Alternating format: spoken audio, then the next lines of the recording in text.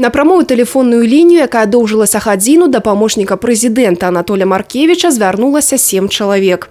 Нягледзячы на тое, што месцам яе правядзення сталі Ганцавічы, геаграфія зваротаў была разнастайнай. Тэлефанавалі не толькі мясцовыя жыхары, але і таксама жыхары Брэста, Драгічына, Кобрына, Лунінецкага района. Сярод звярнуўшыхся ганцаўчанка Алена Александровна. Я по поводу автобуса нашего маршрута Ганцевичи-Солигорск, который он у нас раньше был по пятницам, субботам, воскресеньям, этот маршрут, а теперь как бы его оставили только в субботу.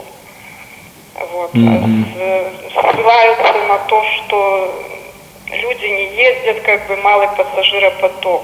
Моя родина там Солигорск, поэтому я туда езжу практически каждые выходные. И как бы я в субботу добираюсь туда, а в воскресенье мне надо приехать обратно.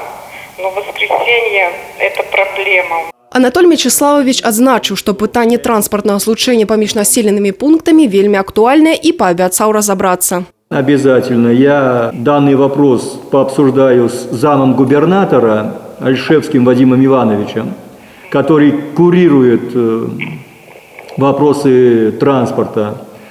Мы поразбираемся, посмотрим, что собой представляет экономика данного маршрута.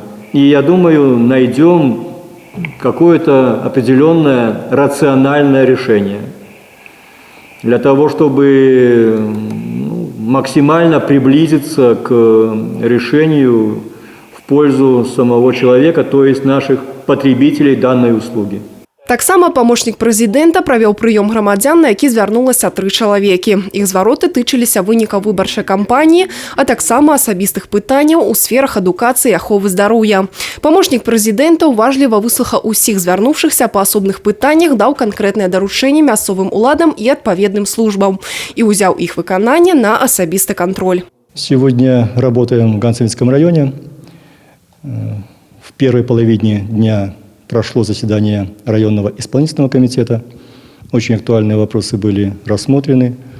В частности, вопрос по наведению порядка на земле. К этому вопросу касаемся и его поднимаем очень регулярно. Очень много сделано по региону, как Ганцевицкому, так и в целом по Брестской области. Но, тем не менее, конечно же, есть и актуальные проблемы. Связаны они в первую очередь все-таки со сбором твердых коммунальных отходов. И мы сегодня попытались в деталях разобраться, какова перспектива работы в этом направлении. С людьми мы встречаемся регулярно.